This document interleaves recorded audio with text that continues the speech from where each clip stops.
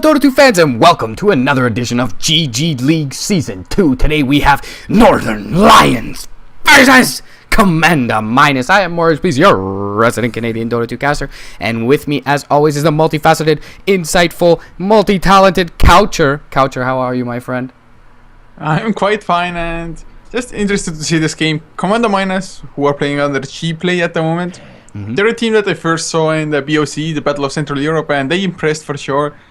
Winning against teams like House of Gamers, Lions, as well as more. Well, they tied up against Album Shit most of the time, so definitely a good team. Whereas nLions, I've seen them a couple of times in the past for the Join Dota League, but I do believe just at least half of their lineup is different now.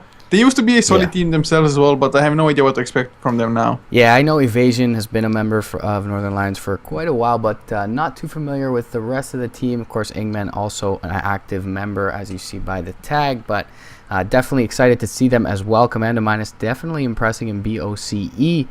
They have a tall order ahead of them. If they beat nLions, they're going to have to go up against the Balkan Bears, who've looked really sharp thus far in GG League and elsewhere where they've been playing. So interesting to see how this match plays out. Tidehunter going to be the first ban from Commander Minus, and Viper going to be removed, interestingly enough, from the nLions. I mean, I guess it can be a strong hero. I'm not too sure if it's just a hero that they don't want to face. I do believe that there would have been stronger bans as well.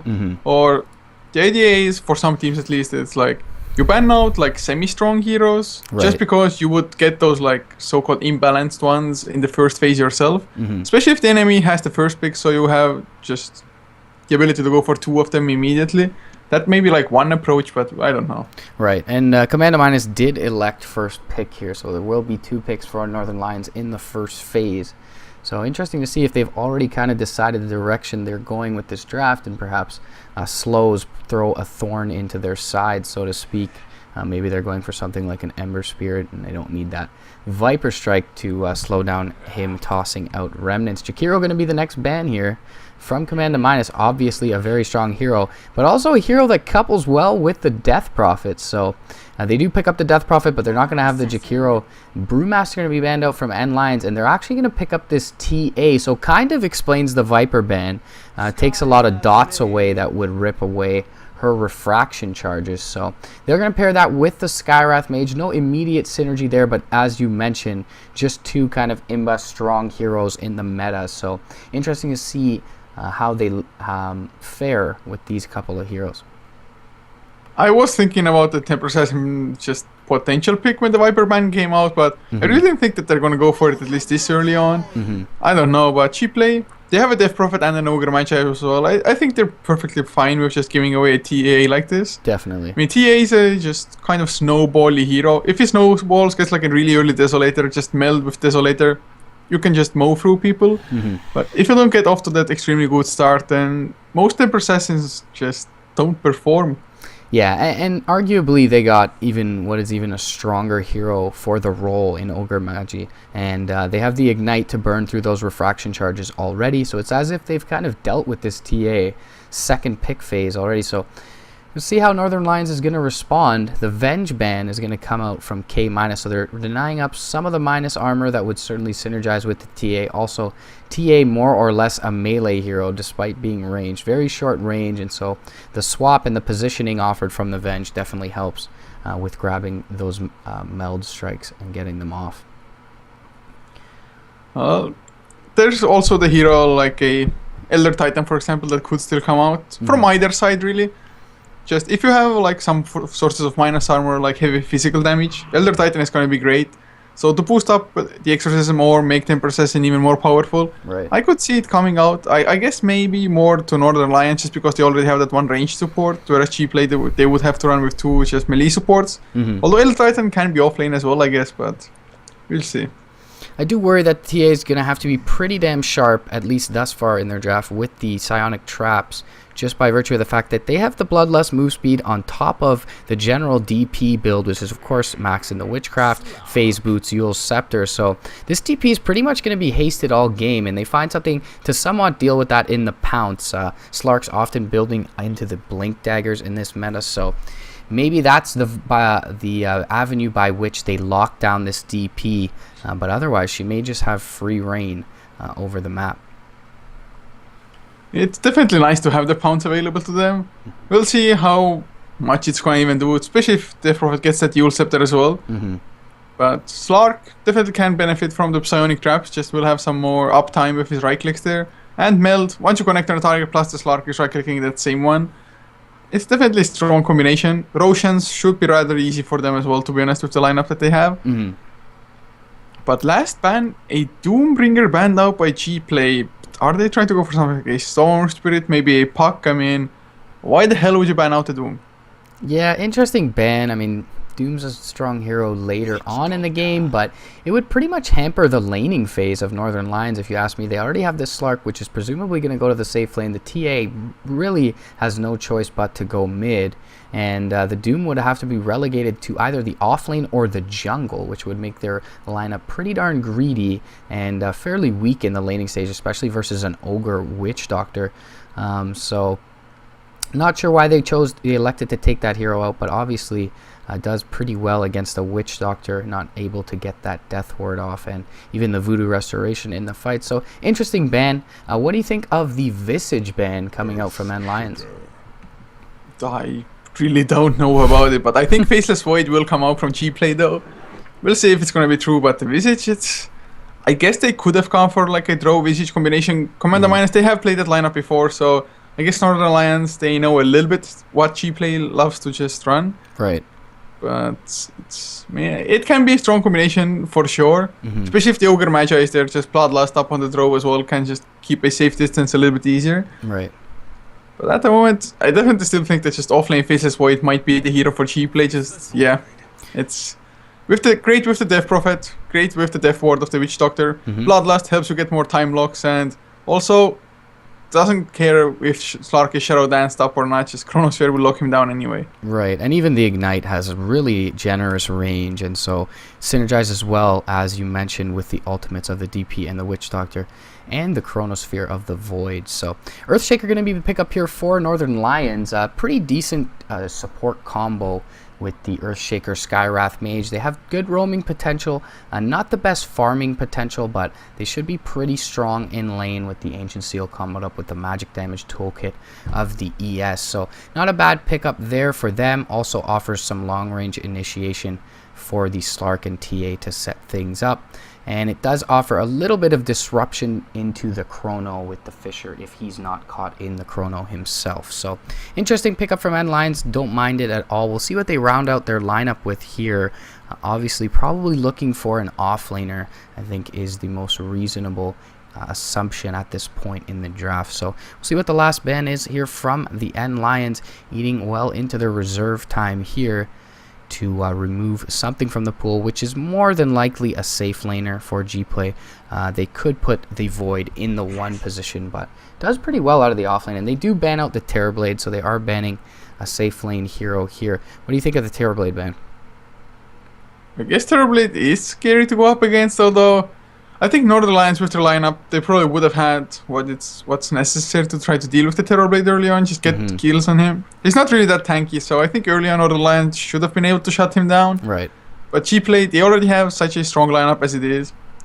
I still think though that whatever G-Play go for as the 5th one, they still already have a pretty well-rounded lineup. Although I think they might be picking up something like a Medusa maybe, and maybe a Chirocopter if they want to, but whoa, banning out the Broodmother. I was expecting maybe a Centaur ban, but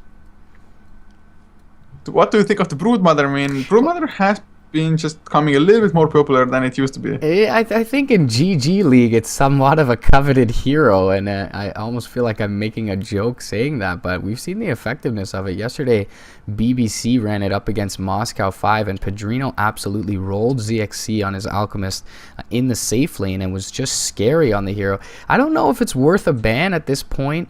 Not sure how well it would fit. I mean, it is a decent offlaner with the webs, but there are many ways to deal with it, and I don't know how well it synergizes with nLions. It's not that good up against the Chrono if you have a decent amount of game sense and can guess the current location of the Brood. So interesting pickup there. It does have the spread damage for the Exorcism with all the Spiderlings, but I'm not sure how effective it would have been for nLions. We'll see what they respond with. I feel like a lot of nLions bans are centered around the TA, and they actually pick up a offlane Centaur here, so strong offlaner in its own right.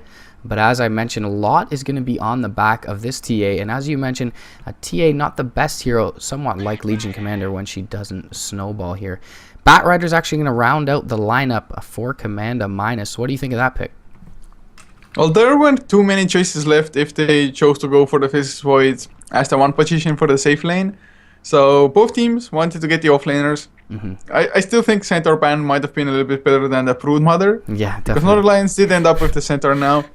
But Batrider, of course, although Slark can get rid of the lasso, it's nice against Temper Assassin with the Firefly. Just more ways to deal with that refraction. Get the immediate lockdown onto really anybody. So it's a solid way to end up G-Play's lineup. I really think, or I prefer G-Plays or Commander Minus's lineup at the moment. Yeah, I definitely would as well have to agree with you there. And they do have a lot of ways to deal with this TA. So I feel like nLions kind of have all their eggs in one basket at this point, but we will see how they fare, and it all comes down to execution at the end. And once again, this is GG League Season 2. Going to introduce the dire side. This is Northern Lions, guys. We've got Evasion on the Earthshaker in the 4 position. Ingman is going to be playing up on the 1 position Slark. We've got LeBron on the Skywrath Mage in the mid lane. We have the TA being picked up by Real Divine, and in the off lane, Centaur Warrunner by 6net. As for G-Play, Insolent will be playing that safe lane Faceless Void, leaving Poison on the Witch Doctor, with Kikoni on the Death Prophet heading towards the mid lane, Pure Evil on the Ogre Magi, and the last one will be Hawkeye on the Batrider. And not too sure if they're actually going to run dual off lane or not with the Ogre. At the moment, just hanging around. And from the games I've seen of Commander Minus, Kikoni has been one of the more impressive ones, especially his Templar Assassin was sick. So him being a really good Templar Assassin player, maybe he knows just a little bit extra how to deal with a Templar Assassin mid lane, just because he's played that hero himself so much. Sometimes it does help you out, just give some extra insight that maybe most people won't be aware of. And perhaps that explains the early pickup with the TA as well, as we see an engagement in the river. A couple stacks of sticky napalm. The Fisher's actually going to be on the wrong side of Pure Evil here. Couple right clicks into the Earthshaker. Concussive Shot is going to slow down the Ogre as he goes uphill, but one more right click's going to be enough. And First Blood already going to Commander Minus. They're even going to throw an Ignite into LeBron here, and they're going to continue to chase. He's got 5 stacks of napalm, and he's in trouble. The Paralyzing Cast comes out. He's going to get dropped down to one more right click of the Hasted Poison Witch Doctor here. And Ingman going to be left in the dust in his safe lane, already losing both of his supports. That's just the power of a level 1 Ignite right there.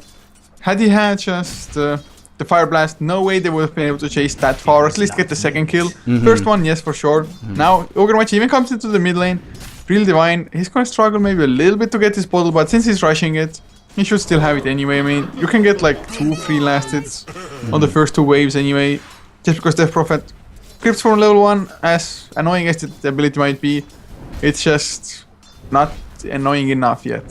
Yeah, and despite Pure Evil being here, Kikoni's actually missed a few last hits, so maybe a little bit used to playing something with a little more firepower at the TA. He misses most of that wave there, but it shouldn't hamper him too much in this lane. And we will see Poison rotate down to the bottom lane to help out Insolent, who's currently 1v1 against 6net. Cass gonna bounce against 6net here. He's got a level 1 return, but he also has a Hoof Stomp, so should be just fine in this lane. And actually, we've already found the level 2 here from those first couple kills on Hawkeye. So this Batrider is now level 3, got 2 levels up in Firefly, and he's gonna have a good time in this off lane, which is perhaps why we see the supports already rotating out of the lane to secure both the mid and the safe lane farm. He's on the same levels as a Temper Assassin mid lane, who's gotten all the XP from there as well. So Batrider off to an extremely good start. Of course, the tri lane might still completely wreck him. If he gets pounced up, there's nowhere to Firefly all of a sudden, he's probably dead. So he has to play it somewhat safe anyway. Has to Firefly up, so as long as he has that, might still be able to escape. At least when the supports are a little bit lower leveled. Once they get like level 3 on Skywrath, have 1 into each ability, it gets a little bit harder, but until then, might just be fine.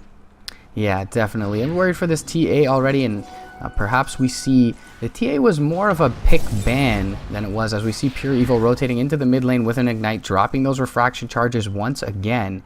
And I feel like maybe it was more of a deny pick from nLions, taking it away from Kikoni, as you mentioned. And then it was something they're extremely comfortable with.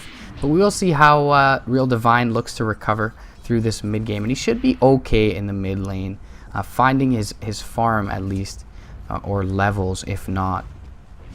I mean, for Commander Minus or cheap play, they did go for the Death Prophet first pick, so if it was the big pan, it's kind of like, where do you expect the Death Prophet to go? Temper Assassin every now and then, of course, is found in the safe lane farm as well. But still a bit questionable. Top lane Hawkeye though, I think he got the Firefly far enough. The pounce lands anyway. Oh god, Fisher, one more Arcane Bolt. What a pounce. Very well played by Ingman, and they do find a kill on the Batrider, who is kind of a priority kill at this point in the game, sitting at level 4. So interesting that they find that. We take a look at the fight recap, and about 110 experience going the way of all 3 of the heroes involved there. Nevertheless, Hawkeye does pick up his Tranquils and can rotate over to the jungle or back to the offlane. It looks like he'll decide on the jungle at this point. He's already got 2 levels up in Firefly and Sticky Napalm, so if he's able to stack up a couple of camps here, which he will be able to do so in about 5 seconds, he will find his farm for sure. Well, looking at the counterpart Centaur, level 4 as well, so not doing too bad, actually the same level as the Batrider. And Batrider, he got that level 3 like 1 minute 35 seconds in or something crazy like that. So Centaur not doing too bad either. He was quite a long time just solo against the Faceless Void, I guess, as well. Ogre Maicha has been in the mid lane most of the time, just trying to harass the Templar Assassin, and so far it's worked out a little bit, but Templar Assassin still has 14 last hits, so it's not like it's horrible for him at all. And Centaur has found his Tranquils as well, so he's doing definitely well. 6net is on this Centaur Warrunner, as you mentioned. Hasn't been too much support presence in this safe lane thus far. And looks like Real Divine going to be aggressed on mid. He gets the meld off, however, but there is the Firefly from the bat here. Ignite's going to come out as well. It looks like Real Divine is going to drop here with a couple stacks. Fisher's going to go out to block actually Real Divine as well as Hawkeye. And that's going to be a wasted rotation from the Earthshaker for nLions. So unfortunate for them, they do lose the TA. So despite being a little behind in farm, she's going to be even further back. And they do find a nice wealth of 465 experience for the 3 heroes involved. Meanwhile, Insolent pretty much free farming bot lane, as is Ingman in the top on his Slark. So that's pretty much even in terms of the laning equivalence there. But Hawkeye already being very effective early game, rotating out of the jungle. 470 gold in addition to his Tranquils. Doesn't have the craziest stacks going on either. 2 double stacks in the big camps. So it's decent-ish. Still has the time to stack up as well in mid lane. Ogre wants to come once again. Do they have detection this time around? No, they don't, but the Ignite lands anyway. He can still meld if he wants to. Another refraction will come up as well after the Ignite ends. There's the Fire Blast though. Yeah, he gets the refraction before the Crypt Swarm, so he's gonna be fine. Very well timed there by Real Divine. He probably was spamming the shit out of it, but regardless, we're gonna see an engagement bottom lane. And Poison gonna go down on the Witch Doctor actually. 6net. With the Earthshaker and the Skywrath able to bring down the Witch Doctor here. Insolent does survive, so not a huge loss here for Commanda Minus, but a nice little rotation from the supports. They weren't able to get anything done in the top lane because Hawkeye rotated out to the jungle, so smart on them to get something done elsewhere on the map, and still Ingman remains free farming on the Slark.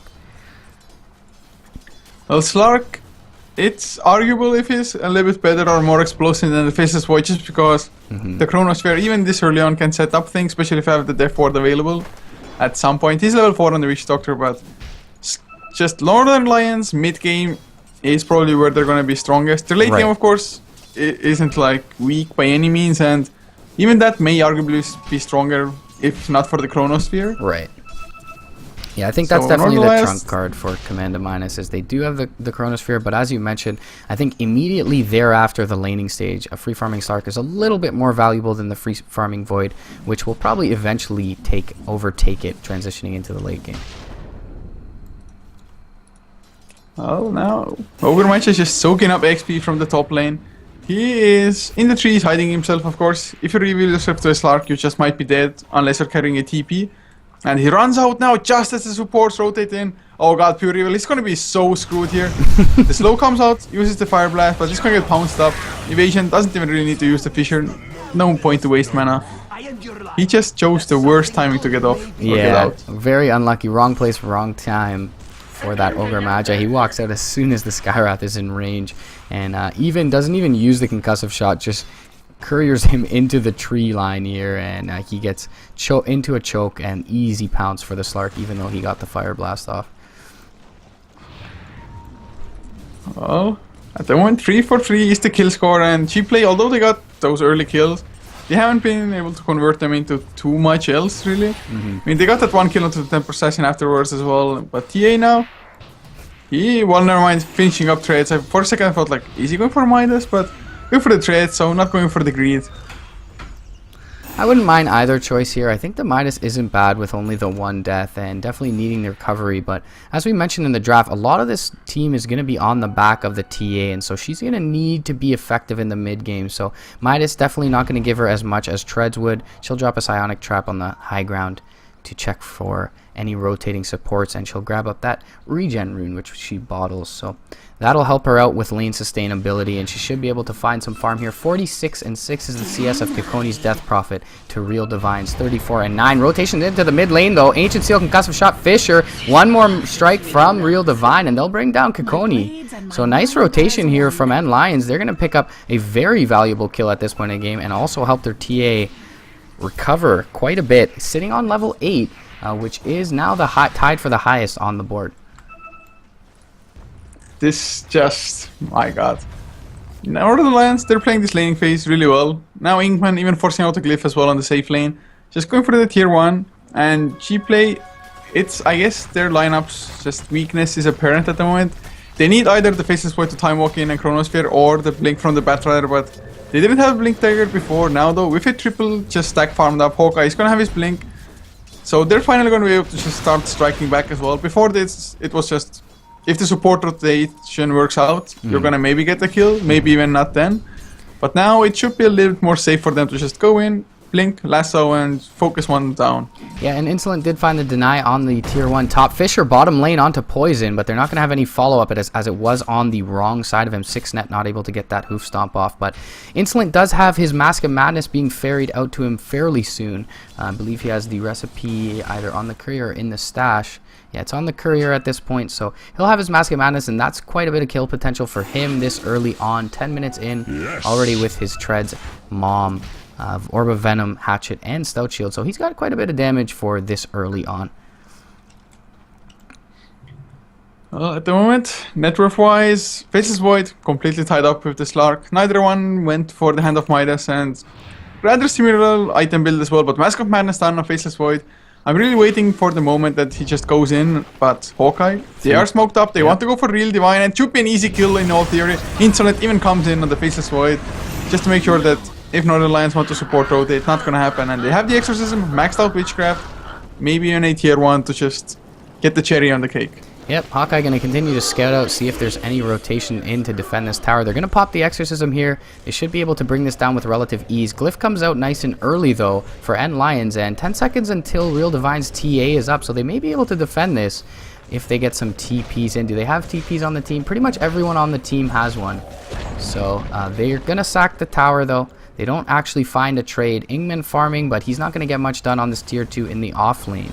And they don't use the Chrono yet. Stampede used bottom, but the Chronosphere used by Insolent. Sicknet gonna go down here. One last right click to the Witch Doctor. Psionic Trap gonna hit on 2. Here comes the Meld Strike into Insolent. He's got the Mask of Madness up, and he's pretty squishy at this point. A couple more right clicks should be enough. And he does drop actually to the TA with the Dark Pack coming in. And Poison's gonna be the next to fall, but the Fire Blast comes out to stop the Dark Pack. Salve comes out here. Couple more right clicks into Poison. Will it be enough? Pure Evil's going to fall to the TA in the meantime. Kikoni gets Ancient Sealed up. The Pounce going to finish off Poison here. Mystic Flare going to go out onto Kikoni. Nice Fisher block from the backside. One more Arcane Bolt. And the Echo Slam going to finish him off here. Meanwhile, in the tree line, Hawkeye trying to escape. Shadow Dance used by Ingman, but he's burning down to this Firefly here. The Dark Pack going to come out. Couple more right clicks, and they actually kill each other simultaneously.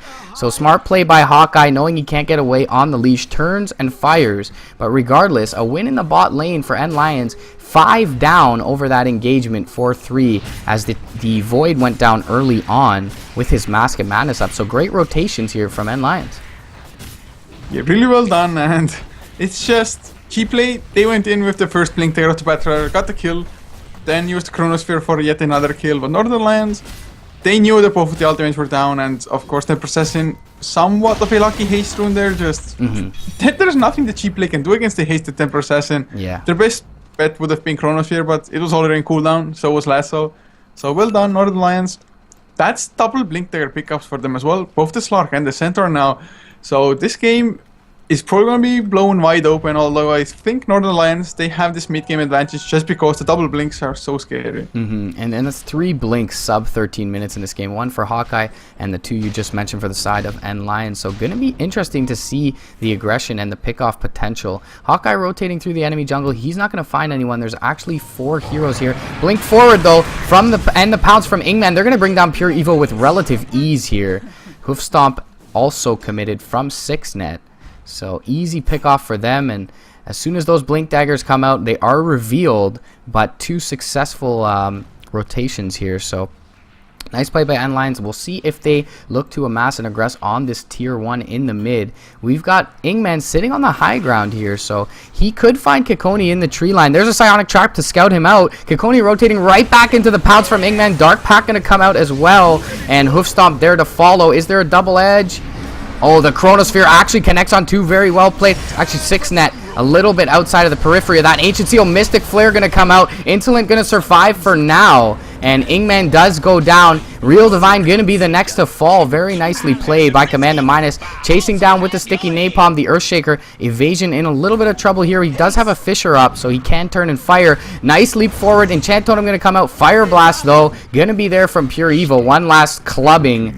And Hawkeye going to get the last hit on that one. I believe that's a 2 for 0 in the mid lane. Actually 3 for 0 with Ingman going down early for the side of Commando. So very back and forth in this mid game. Chronosphere well placed by Insolent. It definitely was. He did drop pretty low himself as well with the Mask of Madness activated into the Mystic Flare, but got away in time. And not only that, I do believe Flame Break pushed away the Temper Assassin from the Faceless Void. Otherwise might have died there.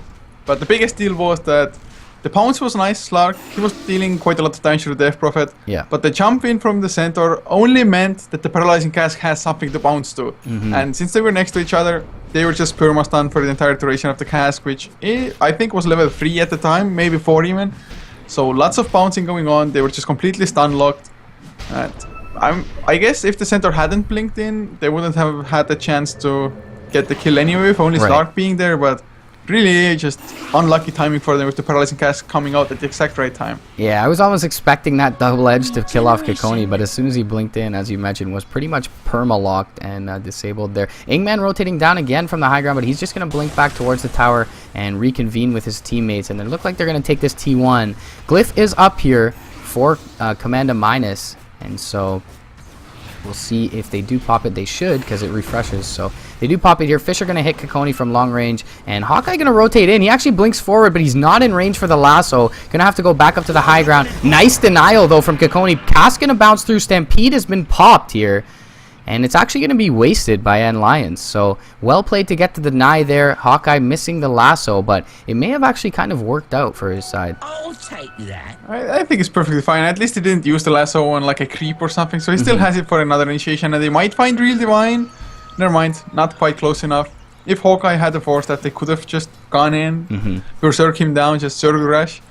At the moment though, Real Divine on the Temper Assassin. He has Drums, going for Yasha next.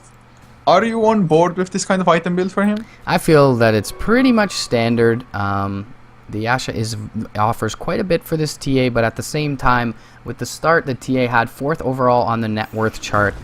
Perhaps she could have gone a little more balls deep with the item build. It's definitely very effective, though, and I don't think there's any room for error with a Drums Yasha build on the TA.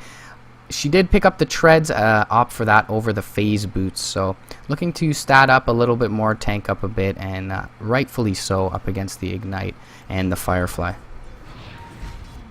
G-Play now though, they're grouping up for themselves as well. They have the level 2 Exorcism. They're pretty ready to fight with the Chronosphere up as well, and they have 3,000 gold on the Faceless Void. Is it just a Maelstrom next, just casual Faceless Void stuff?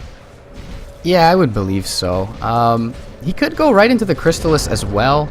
We will see what the pickup is. I feel like Maelstrom is a very strong item for the cost, so Definitely would expect to see that Maelstrom perhaps into a Mjolnir. He will be a target of focus as we've seen thus far, especially with his Massive Madness popped. So if he gets up that Mjolnir pretty early, I believe those procs can do quite a bit of work.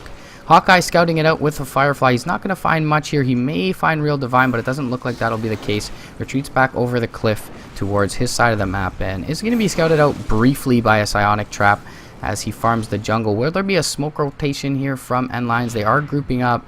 Is there a smoke on anyone? Skywrath doesn't have one, so it looks like they'll just rotate through the jungle and back towards the Roshan pit. They may run into Hawkeye here, who is flame breaking the Roshan pit, but he blinks out very hastily, and well played from him. Good game sense, knowing that nLions is somewhere in the area.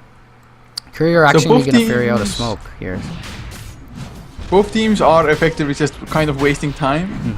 G-play, like, both teams have like maximum one hero farming at the same time, and the others just try to scout the information, whether to see what's going on, if Roshan is being attempted. Although Roshan is slowly dropping lower just because Meld is such a fast Roshan ability for them. But I'm not too sure who it even favors if really nobody's getting farm. It just really buys time for G-play's Exorcism to come off cooldown at the moment. Yep, 5-man smoke here from nLions. They may find Insolent now. That'd be a big target to find. Hawkeye's gonna pop the smoke though. Blink forward, hoof stomp, double edge, Mystic Flare. He's gonna go down quick. Chrono's only gonna hit on one, and the Fisher's gonna block them from getting Real Divine, but this isolates 6net, who will be next to fall. So 1-for-1 trade thus far. Leap forward though from Ingman. Ninth Death Ward from Poison, but it's not gonna do enough work. Echo Slam's gonna finish him off. Pure Evil will be next to fall. And already 3-for-1 in the favor of nLions, so well-timed smoke rotation from them. Unfortunately, Hawkeye gets caught out popping the smoke. And definitely the hero you would have wanted to be in the front lines with the Slark there, so well played from nLions. Yeah, really well done, just timing it so that the Exorcism didn't come off cooldown either. But there will be a BKB now for Faceless Void, so can feel a little bit safer about his position maybe. Right. But not a hell of a lot, just because his health pool still won't be all that great. And although BKB, you're safe from magic, there's still quite a heavy amount of physical coming out from Northern Lions as well. Meld is maxed out, of course. Slark is he getting another item? Yes, a single ultimate orb coming out. So going for the Eye of Sky next. Earthshaker has a blink now as well. They have triple blink, man. It's just so scary. And LeBron on the Skywrath even has a Ghost Scepter to survive a little bit longer himself. Wow. Yeah, but very good versus the Chrono. The Chrono obviously has a decent cast time on it, so if it's able to get that Ghost Scepter off before it's popped, that'll pretty much stave off any aggression from Insolent. And I feel like he did pick this BKB up so that he could go for solo kills without the potential of the Earthshaker foiling his plans with that Fisher. So it does hamper the damage he gets, and getting this BKB early means it may dwindle down fairly soon, and he will once again be susceptible to this magic damage. He does pop the BKB here, reveals it. He's going to go in onto Real Divine. Kikoni going to find the last hit on the tower. Real Divine going to be isolated. That's only the Aegis though. Will they look to re-engage here? Pounce forward, and Ingman is up there, but he gets lassoed up. Mystic Flare going to go out. It's going to completely whiff, and Real Divine is going to fall here. Fisher though goes out onto Insolent. He's going to fall next. Kikoni is going to try and chase down the Skywrath Mage here, yules him up, Crypt Swarm, a couple right clicks, Concussive Shock going to go out onto LeBron though, and Kikoni is now isolated with the rest of his team dead. He'll fall to the Double Edge Ancient Seal combo, and that's a 4-for-0, or 4 for an Aegis, going the way of nLions, looking really good in this mid game. They've already developed somewhat of a gold lead, experience well in their favor at about 4k. Well, at the moment, it was a death on the Temper Assassin after the Aegis, and he bought back, which accomplished more or less nothing unless they want to keep on pushing. And with the double damage on Real Divine, they might as well.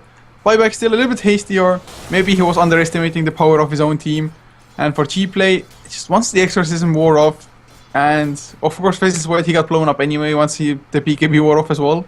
They just need the Exorcism. They are a little bit reliant on their ultimates, although they are big ultimates and you in theory should be able to win fights with them. Right. But Northern Lions, they just... the positioning was nice at the start of the fight. Temper Assassin, he was completely caught off guard the first time, but that Aegis, it gives you just so much time for reaction. It does, and Hawkeye's now rotating over, but he doesn't have Lasso for another 10 seconds. However, nLions going to think better of it. They have an advantage at this point in the game. They're going to back off, not looking to throw that 5k experience, a 1500 net worth in their favor. Any other item progression after the blinks? It doesn't seem as though there is the Yule Scepter up on Kikoni, of course, as we saw used in that engagement. As you mentioned, the Ghost Scepter did come out. How much gold does Real Divine have on this TA? Probably not much after that buyback. Only 419 in addition to the Yasha Treads and Drums. Yeah, that buyback hurt him quite a lot just economically. They didn't get the tier 2 or anything out of it either. I mean, early on the buybacks don't cost as much, but the smoke is not a smoke. The drums are popped. They want to go for the Slark. Dark Pact was just used as well. If they get the Chrono now, never mind. The Stampede used, gets the Pounce out, and he's safe. So just some more time wasted by G-Play. They are desperately trying to find like anything at this point in time.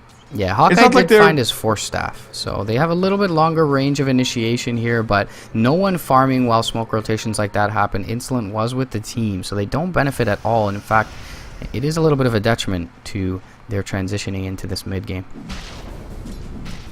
I mean, looking at the graphs now as well, it is about almost a 6k XP lead for Northern Lions. Net worth about 2,000 as well. Of course, one good fight might just turn it the other way around. Right.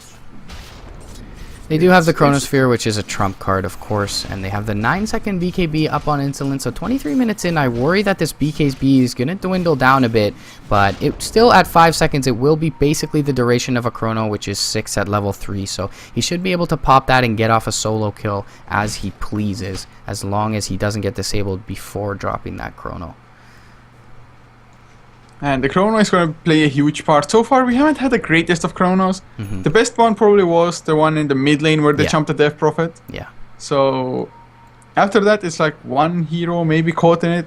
Of course, in the jungle when the fight was just before Roshan happened, it was decent in a sense that although it only caught one, at least it prevented the others from Northern Lions to follow up immediately. So they got the free kill on Centaur. Right. Other than that, though, they just need them to be a little bit more on target.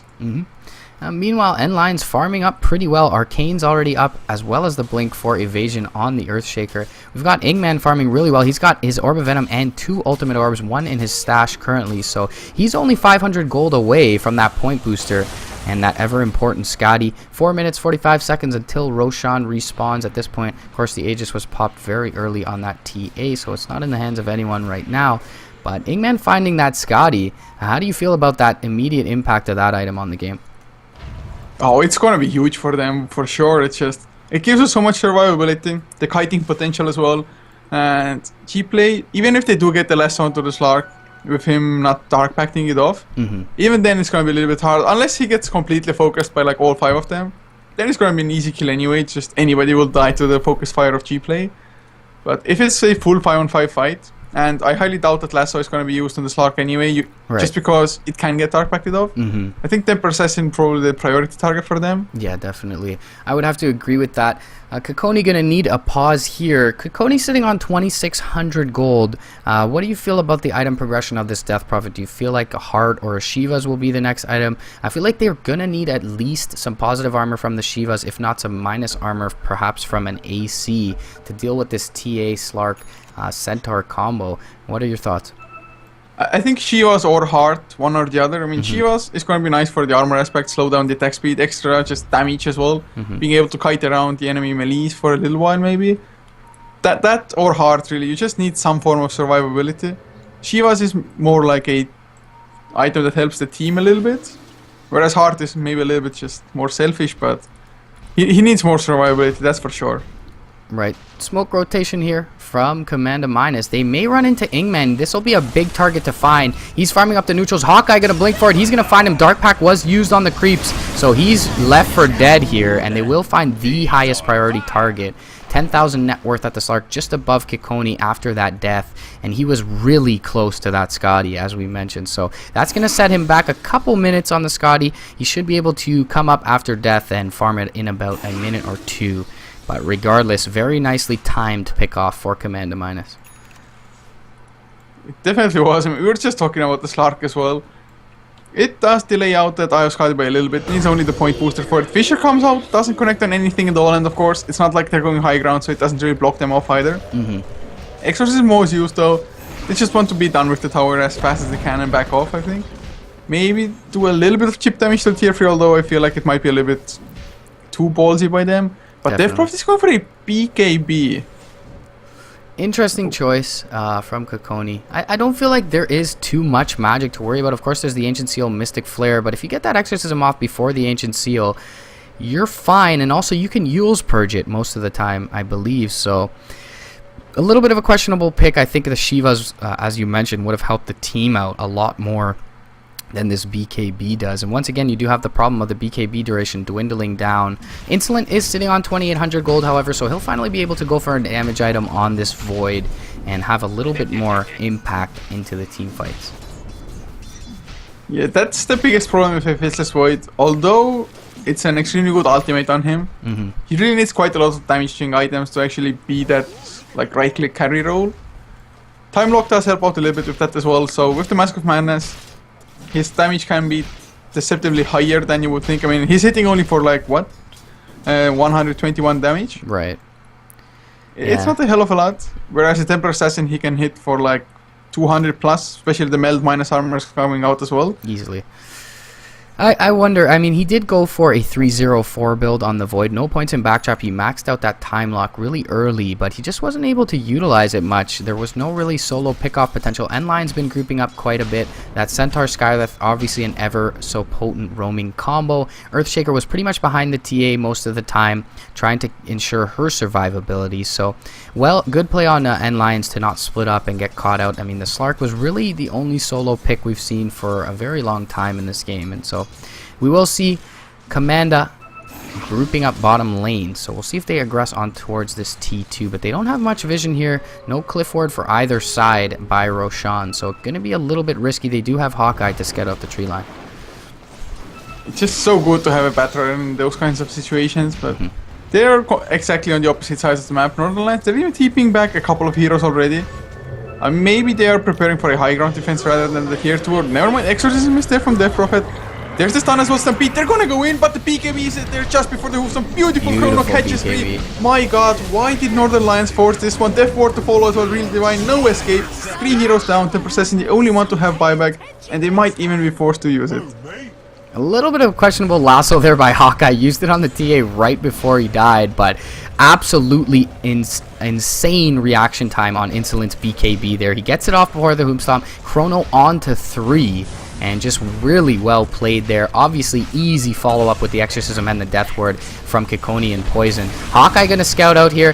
Ingman actually going to jump in, but he's got his Shadow Dance to cover his tracks. Tier 3 has already gone down. They're going right into the melee racks here. And with no buyback on the Earthshaker, there is buyback on the Centaur, but he's up very soon. They're going to take out this melee racks and probably look to back off immediately thereafter. And that's exactly what they do. Hawkeye looking to TP out. Poison as well TPing out. Pure Evil even going to join the fray. All of them TPing out on the low ground. Insolent going to be able to back off with that movement speed from the Mask of Madness, and he's now got 4,800 gold on this Faceless Void. Well, that it's safe to say that this escalated quickly. I mean, Northernlions, I would have expected them to maybe try to go for a tier 2 trade. Maybe they were thinking that if we don't try to just stop the tier 2, they're not even going to use the Exorcism for it. But I think as they saw the Exorcism getting popped, maybe they should have just said, like, screw the tier 2 guys. Right. We cannot force the fight like that, and they did. It was a nice try. The Fisher landed on the Faceless Void, so had the Hoofstomp followed, maybe they would have had enough. But even then, I'm not entirely sure if it would have killed off the Faceless Void immediately. So they just kind of grouped up for their own death there. Yeah, and the spikes in the graph are indicative of that fight. They're absolutely drastic. 5k, in excess of 5k net worth lead now. Around 2,000 experience lead for G-Play, but nLions, I should say, making a trip into the Roshan pit as soon as they lose that, which is a pretty intelligent decision from them. Everyone out of position for Commanda minus in the top lane right now, so they will find a free Roshan. A little bit of recovery from them. It's definitely nice for them, but Roshan ages now in Inkman. He's level 17, has that max out Shadow Dance as well.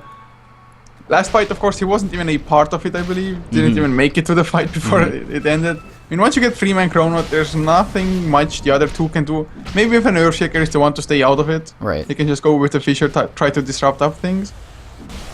Right, but with that BKB at 9 seconds for that engagement, the Earthshaker couldn't do much for that engagement. I don't believe he was caught. Was the Earthshaker? I guess he was. He was the one to blink it. It must have been Skywrath and Slark who were the ones excluded from that Chrono. Yeah, he just really unfortunate. He wanted to come in with the Echo Slam. He had already used the Fisher before on the Faceless Void. Right. But now another tier 2 down, all the outer towers destroyed by G-Play. Definitely gaining just some momentum and confidence in themselves as well. Ingman has And no Insolent- TP. He's in the mid lane, so if they want to force this, he can't get back to base anytime soon. Oh man, if only they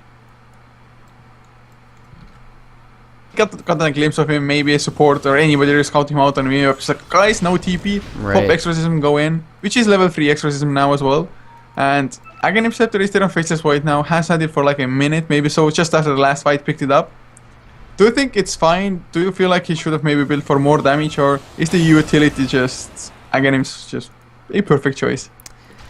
I mean, we did speak of the impact of the Chrono in this game. I still feel like they do lack a little bit of damage, but if he's able to get off something like the bottom lane, as a lasso goes in here on Invasion, Earthshaker gonna get an Echo Slam on 4 though. Mystic Flare gonna finish one off. Arcane Bolt, a few right clicks. Hawkeye should be next to fall, and he actually does escape as they do chase down Pure Evil. So 2 supports down, blink out from Hawkeye. Ingman blinks out as well though. Nice flame break to keep him back. Silence is there. Will they get a time lock for this Void? They do. Ingman dropping low, but he's got the Aegis here, so they might look to re-engage off of this. Shadow Dance is popped. TA comes in.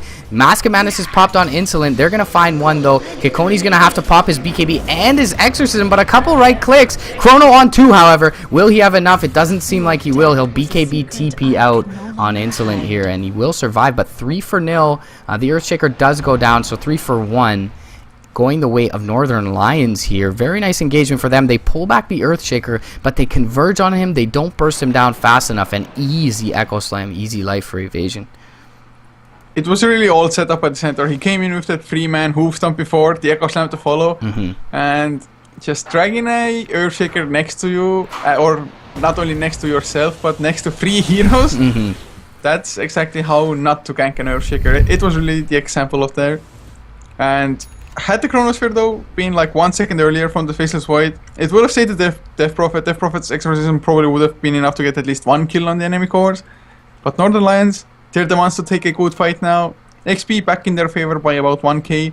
Net worth still 5k for G-Play. But this game is just far from over by the way the teams are trading. Yeah, very erratic, and it is revealed by the graphs in that manner. Hawkeye going to show himself mid lane here. He's going to get pounced on. Concussive Shot as well. Firefly not going to do much for him. They're even going to stop pop the Stampede for this. So interesting to pop that. Perhaps worried about a re-engagement from Commanda, but they find a very important pickoff. The buyback is down for this Bat Rider. For 40 seconds, he'll be on the sidelines, and they'll take this T2 with relative ease. There is a glyph, and they actually pop it here from Commanda Minus, so they can go high ground if they wish to do so. Exorcism is not up, and I'm sure they're well aware of that. Kikoni popping it before he died by the secret shop. So they do pop a Psionic Trap. It looks like they will go high ground here. Ingman conjuring up that Dark Pack, but he will actually back off. And it looks like nLions will just wait for the creep wave and look to re-engage here. They do only have 1 minute for the Aegis, so if they want to go at all, then now would be the time. But they're going to play it safe, going for the tier 2 instead on the top lane. Right. So they want to clear off the outer towers themselves. It's not a bad idea, just because if you should win a great fight, then multiple just sets of racks are suddenly available to you. Whereas if the tier 2s are standing, you can only get that mid lane one. So maybe they're just... Jump forward from Ingman onto Insolent. He's going to pop the BKB though. Cass going to go towards Ingman. Here comes the Death Ward, but he's got the Aegis and he uses it just before it expires. Hawkeye is waiting in the tree lines, but he's been Ancient Sealed up. Chrono is only onto Ingman, but it is a high priority target. Kikoni is dropping down pretty low. The Slark does go down. Nice Eul Scepter to avoid the Mystic Flare. BKB going to be popped late by Kikoni, but it's going to keep him up. One right click from Real Divine's not going to be enough. Real Divine's going to get Flame Break back, and he will be the last to fall, it seems here. nLions dropping a very big fight here, getting a little bit aggressive on that tier 2. Echo Slam's going to go out on 2 from Evasion, but not going to finish anyone off. 4 down for nLions, and they went towards that tier 2 with Hawkeye back up with the lasso at the ready. He didn't end up getting it off to initiate the fight as he was scouted out and Ancient Sealed, but Insolent once again with nice reactions on his BKB. That was his 7-second BKB. He gets off a Chrono that only catches Ingman, but he gets Ingman right on the low periphery of it in this area here, and the Chrono able to zone out the rest of nLions. That was a really great fight. The Chronosphere for a second I thought like, are they really going to use it just for that Aegis popping? But Earthshaker also blinked into it, and from the backlines, Death Prophet, he got the Eul Scepter just as the Mystic Flare came out, I do believe. Yeah. Now he has a Shiva Scar finished as well, and not only that, The Death Prophet's BKB in the end there ended just after the Fissure game of the Earthshaker. The Fissure would have been enough damage in itself already, so it was like half a second difference, I do believe. So a little bit sad for the Earthshaker as well, but they get another tier 3 down. Another set of racks exposed, yeah. Range racks also falling on the bottom side, so the creeps did take out the range racks during that engagement, so that's really, really nice for Commando Minus. They take down a T3, they've got a full set of racks in the bottom lane down, and their advantage looks pretty good at this point. They will have the Chrono up already by virtue of that Aghanim Scepter. 2,900 gold as well on Insolent, so unless he wants to save for buyback at this point, which is ready at a cost of 1,000 gold, he can grab up a Demon Edge from this side shot, but it looks like he'll play it safe and keep that buyback for now. And with that low cooldown on Chronosphere, you would definitely understand why he would choose to do so. And Slark now, he went for a BKB as well, man. I, for one, cannot agree with the choice at all. Do you think the BKB was necessary or good for him? Not really, because as you mentioned, that lasso really hasn't been on him most often, and when it is, if he's lucky enough to get the Dark Pact off before, he will be just fine. He also has a lot of counter initiation with this Earthshaker and Centaur having the blink, and he's generally the one in the front line, so they're generally gonna cover him with the counter initiation. So not sure that the BKB was the greatest choice here, but hey, blink and BKB gaming, both teams have tons of them, so interesting. In theory it's nice, but lasso goes through BKB, Chronosphere will shut you down anyway. Exorcism is physical damage, Death Ward physical. There are some stuns, you don't want to get multicasted. Ogre Magic got some nice multicast on him as well, which helped him die twice, but I'm not too sure, maybe. But they're lacking damage at the moment, just because Temper Assassin, he has not snowballed in this game. Slark gonna jump in onto Poison's Witch Doctor. He'll BKB up, but the Chrono is there. It's actually only gonna latch on one, but one is gonna walk into it. That's Real Divine. Jump forward. Echo Slam is on 3, but the Earthshaker gonna get ding, ding, ding down. And the BKB does wear off for Ingman here. He's being chased down by Hawkeye. Lasso onto him, and as we spoke, that BKB doing nothing. And Real Divine just turned tail and run, but he'll be the next to fall as well. 3-for-0 in the mid lane. Triple kill going the way of Kikoni. And this is looking real scary for Northern Lions. Kikoni didn't even take any damage. I mean, he had the BKB Shiva's card as well. The Chronosphere, they couldn't focus the Slark immediately because he had the Shadow Dance activated at the time. But it was enough. Temper Assassin ran into the Chronosphere as well, or was just on the side of it. And this, even without the Exorcism, is most likely going to be the second set of racks. It definitely will. We have no buybacks available on both the Slark and the TA. And that'll be an easy melee racks with the Bloodlust and the Mask of Madness. Range going to be next to fall. They may even go top lane with this. They're actually just going to bypass the range racks and go for the T3 top lane. I don't mind that decision at all. I mean, why the hell not? If they hadn't buybacked already, they most likely don't have it at all. And oh god, 3 right clicks, Insolent is all it took. Just blown up. And that's going to be GG. Even in the meantime, both tier 4s were taken out by the creep wave. And Evasion is going to call it. Game 1's going to go to Commando Minus. They're looking pretty impressive in a very back and forth game. Can't say either team through, but I definitely can say there were some leads that were given up and taken back. A nice Mystic Flare E-Blade combo from LeBron. He's going to finish off Pure Evil before the game goes over. A little bit of salt from him, but well played from Commando Minus. Game 1, they're under the tag G-Play in game. In case you're a little bit confused about that. This is GG League Season 2, round of 16, guys. Winner goes to face BBC up in the quarterfinals. And Game 1 taken by Commando Minus.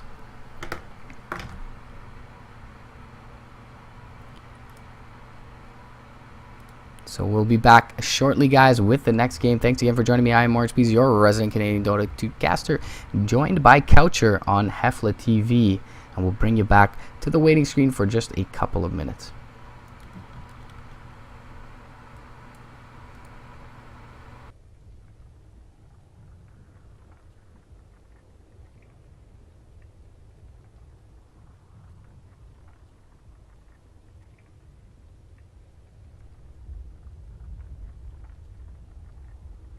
They're all so still, I see myself in it.